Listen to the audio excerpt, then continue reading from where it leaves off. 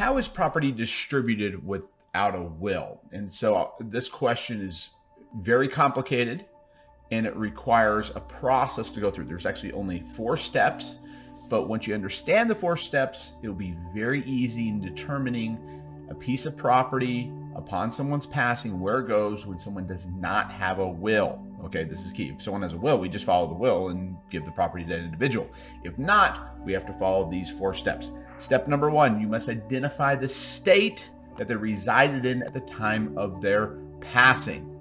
So each state has their own intestate succession laws, and you will need to identify what those laws are. So sometimes that can be difficult. Most of the time that's pretty straightforward. And so I would walk through the process with somebody when I'm asking them a question is, well, did you live in this state? Did you move around a lot? No. Okay. So, and since I'm a Texas attorney, we're going to do Texas law is what I'm going to apply here. Number 2 is we need to identify the family. I need to know the family structure because this is going to determine how the property is then distributed. So spouse, children, siblings, parents are the next one, then siblings. If they're none of those, then we get into the broader area where we have to go back to grandparents. But almost 99% of the time, we're going to have somewhere in there. We're going to have family somewhere alive in that range. And so we can go there and figure out what to do. Step number 3. So after we have identified the family, we need to identify what type of property it is. So this is kind of confusing, but not really when you understand someone's married. When we have 2 married people, we have the problem of, will they commingle their funds together? Who really owns it? The person who passed away or the spouse? And so we refer to this as community property and separate property.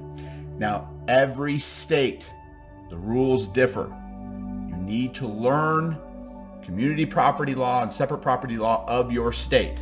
Some of the states follow the English tradition, what we know as the common law tradition. In the South, like California, Texas, we follow a Spanish tradition called community property law. So it's very important to understand that different states, determining where they're at in the state, take a tradition. So up in common law tradition, it's separate property. So women generally in the past didn't own as much property as the man. So they had certain rights if their husband was going to divorce them. You need to go through the whole law of your state. Now, Texas, we actually can keep it pretty simple. So when you're married, everything is community property except for 3 things. What is earned before the marriage, what is inherited or gifted, and the last is what you receive through a personal injury settlement for medical expenses.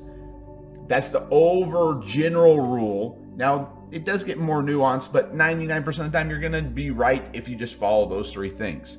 So when you're looking at a piece of property, say a house, was it owned before marriage? Was that inherited or gifted to one of the spouses? In those situations, it would make it a separate piece of property, meaning it's the deceased person's property. The community spouse doesn't have any ownership interest. Now, if it's community property, well, then it's owned 50-50. Spouse owns half of it. The other spouse owns the other half. 4th, you have to go and find out the intestate succession laws of your state. So if you're in California, you would want to type in California intestate succession laws. I'm going to flip over my screen right here. I've created a chart. Most states, attorney in your state's probably created a chart to help you do this. The chart is based upon this. Okay, this is the Texas Estate Code, Chapter 201. This tells us how property is to be distributed. And as you can see, that's kind of confusing to just sit down and read. If you took some time, you'd be able to figure it out. But we can do it much simpler by just looking at a chart. And so we're going to go through this chart here really quick. First off, if you're married and you have children together, okay, the first part says, well, what's the separate property do?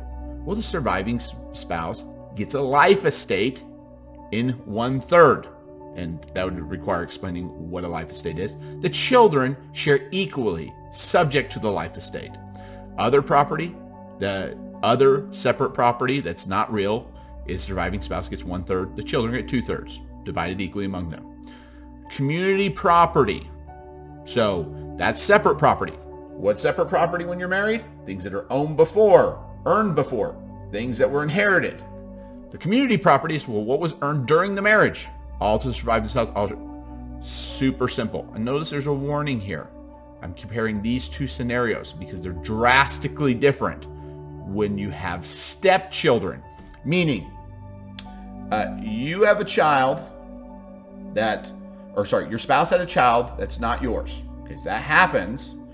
What happens? Well, we're exactly the same on real and other property. We do the exact same. 1/3 life estate and 1/3 actual interest in other property. The community property, though, notice the difference. Though you get to retain your half of the property. You get to retain that. That's yours.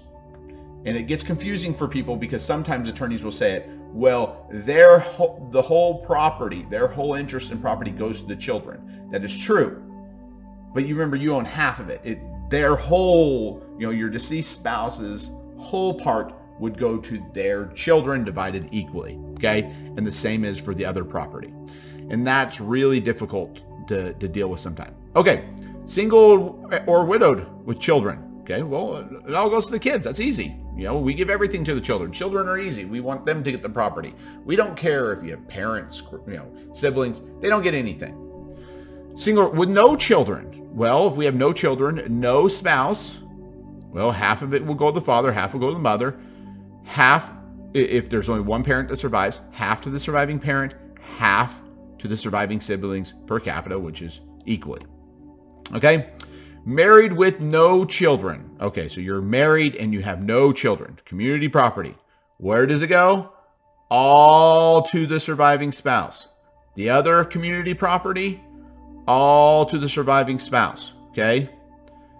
Now the separate property, what was earned before marriage or gifted to them or inherited by them. Parents get, or survive, if there's a parents that survive, half goes to the surviving spouse. The other half goes to the two parents. Okay? One parent survives, half goes to the surviving spouse. The other half is parent, siblings. No siblings. No siblings. Half to the surviving spouse, half to the parent. No parents. Half to the surviving spouse, half to the siblings. No siblings or parents, all to the surviving spouse. So that one is probably the most confusing area of the law at the end there, because it's separate property. Now remember, that's things that were earned before marriage. All right, and you're getting half of your spouse's property. That is how the property is distributed in certain situations. The hardest part is going to be figuring out whether something's community or whether something's separate property. That is always the most difficult thing, because property that's earned before marriage can over time become community property under some state laws. You just have to work through the scenarios and go through it, but those are the 4 steps. Once you understand the 4 steps, you should be able to move forward and be able to do this.